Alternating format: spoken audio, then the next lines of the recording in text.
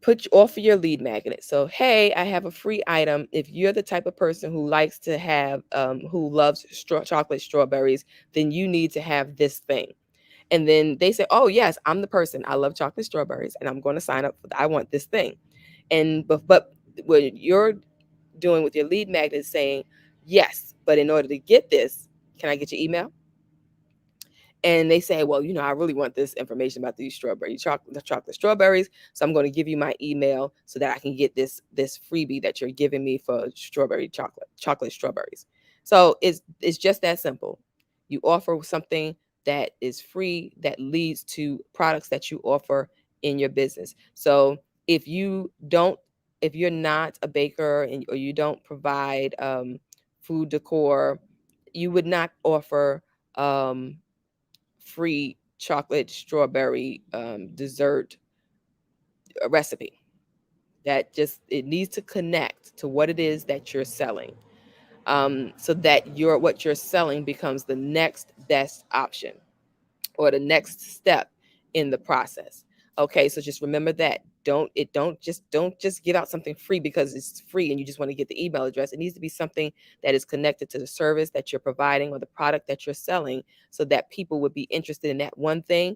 They get on your list and now you can promote your other services, right? So you offer that lead magnet, that checklist, that free strategy session or whatever it is that you're offering, and then you get them onto your email list. And with that email list, you want to also make sure that you keep that clean.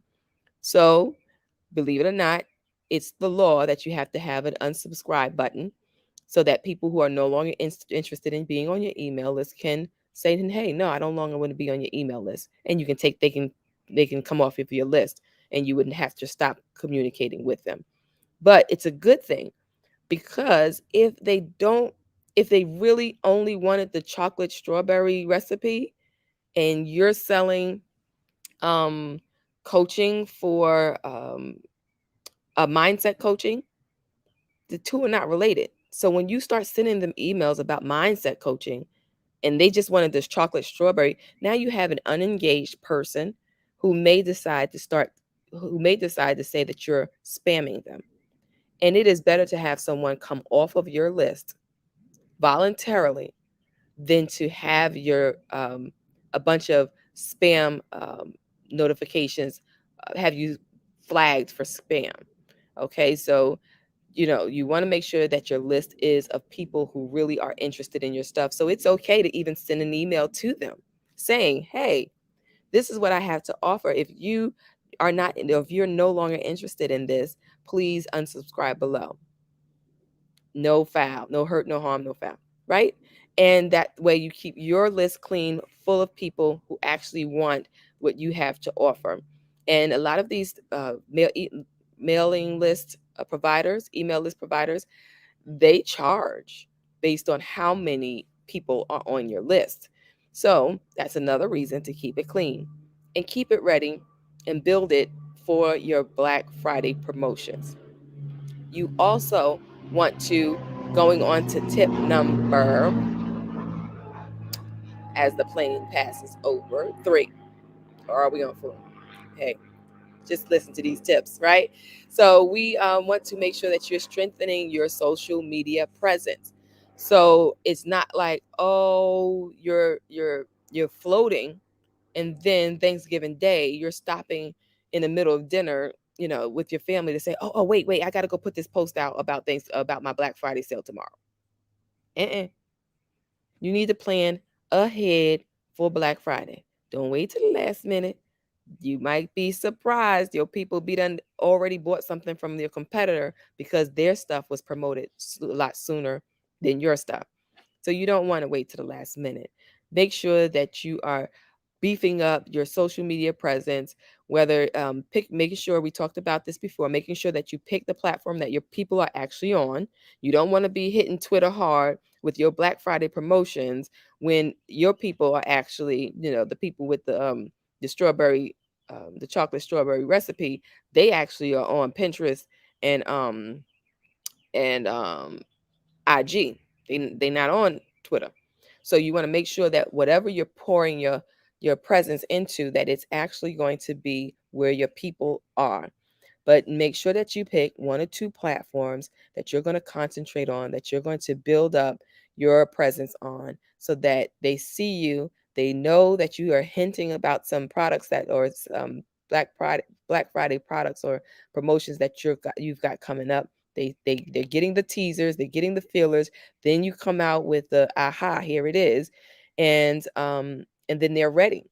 But if you wait to the last minute and say aha, here it is, the joke's going to be on you. Honestly, they've probably already bought, or they're not, or they've already spent their allotment for Black Friday somewhere else. So make sure that you're beefing up your Black Friday, your social media presence. And another cool thing are hashtags. So I know I always say hashtag live, hashtag replay, and that's for me to get an idea of who's actually here live on the show and who's checking in on the replay. And but we also have hashtag Mompreneur HQ. We have hashtag Mom CEO that we use, and because these hashtags actually lead to other groups who have the same core audience. And there are people who will search come around Black Friday time, who will search hashtag Black Friday to see what Black Friday promotions and sales are going on on the interwebs, right? So you want to, yes, start looking up those hashtags that were successful, that were pretty large last year, and maybe incorporate them into your social media promotions this year. Also, you want to create your own special hashtag, whether that be in general, because you should have one of your own in general. But if there is a hash special Thanksgiving, Black Friday, um, Cyber Monday promotion, or hashtag that you want to develop just for you and your business, that would be awesome. And that helps you to then be able to track activity using that hashtag. So think about that for 2021. And the last thing I'll say about social media presence is consistency. You may not feel it right now, you may not see it right now, but if you just continue to be consistent, people will remember your consistency, even if they don't remember what you just said, even if they didn't watch every episode, even if they didn't respond or comment on every post. People will remember because that consistency. You know, I think I saw her. She does that show every Wednesday, or she puts out that promotion every Friday, or I know she does follow Fridays, or I know she does motivational Mondays. Whatever it is, they begin to remember you by that, even if they're not participating. So go ahead and be consistent in your delivery of your social media posts and content. That is going to really help you during this Black Friday period. Another thing, I want to make sure that going back to the website, it's not exactly the same, because depending on where your products are held, it could be on Shopify and your website is a whole different a whole different site. But wherever your products are placed, your sales pages, your product pages, make sure they're working and they're in good order, and they lead to a payment management system. Because if they can click on the product, but then they can't pay for it, right? So you want to make sure that you make sure you check out your product page. Make sure do a dry run if you need to, a practice run. Buy the cheapest thing on your site using your own credit card, or send somebody else to do it. But make sure that you have do a run through to make sure that your product pages are actually going to your payment pages, and when they pay, that they're actually getting the delivery of the goods as well as an email to follow up with the confirmation information. Again, you want to keep with those email addresses because those will belong to you. And you would want them to I mean, this is way far down the line. This is some other strategy that I'm not there. So I'm not even concerned with. But just to put it out there, there are people who grow lists specifically for the purpose of selling them. So there are people who actually make money off of selling their email lists. I'm not interested in that. I'm not trying to sell no lists. And any disclaimer that I have will say that I don't sell or share your information. But there are people who do that for a business and they make money because they put out products, they put out these lead magnets and they grow their database and then say, hey, if you're a business that does this type of product, service, I have an email list of 100,000 people that you can buy today. We're not there, but we definitely want to be able to be in a position that we have enough people to be able to, on our email list, to be able to offer our products and services to.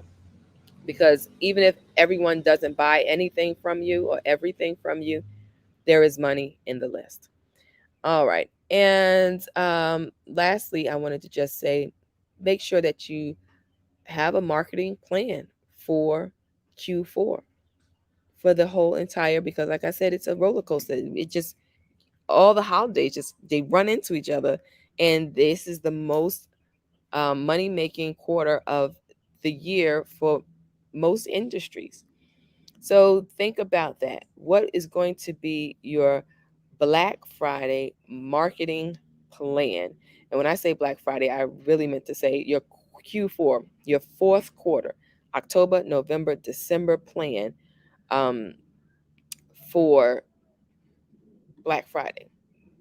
You definitely want to do that. You definitely want to think about what that is. You might want to even try to think about um, an actual calendar plan. So I'm talking about, okay, November 26th. I'm just throwing a day out there. I don't have the exact day of Thanksgiving for this year, but November 26th, that's Thanksgiving. So let's start 4 weeks or 6 weeks before time. Let's start coming up with our plan. Um, 4 weeks before. Now, okay, what is the product that we're going to be putting out? 3 weeks before, then we need to have our website updated to have any information that we want to potentially sell. 2 weeks before. Oh, and at 4 weeks, we want to also be starting to tease out information for our Black Friday sales. 3 weeks out, make sure our social media presence is up and running for Black Friday sales. Then 2 weeks out, do a special promotion, encouraging people to sign up for, give out a freebie, encouraging people to sign up so that so that they are the first ones to know about when Black Friday sales are coming out or when the product is going to be available. And then 1 week out, literally, I just, when I say a marketing plan for Q4, that's exactly what you needed to have. Try to make sure that you're going 6 weeks out. Make sure that you're putting exact dates. Make sure that you're putting what products you're looking to put out during that time, what content you're looking to put out during that time, what posts, what freebies, all of that, to make one big gigantic calendar for the remainder of the year. And that goes for Black Friday, Cyber Monday, Thanksgiving, Christmas, whatever it is. You can say it, winter break, the schools go on winter break, right? So there's so many things that you can do with that. And so I hope these tips have helped you to get ready for Black Friday if you aren't already. Because it's going to be real interesting. If they did $188.2 billion last year, and we're still semi in pandemic mode, online businesses are going to make money. Why not yours? Why not yours? So there you have it.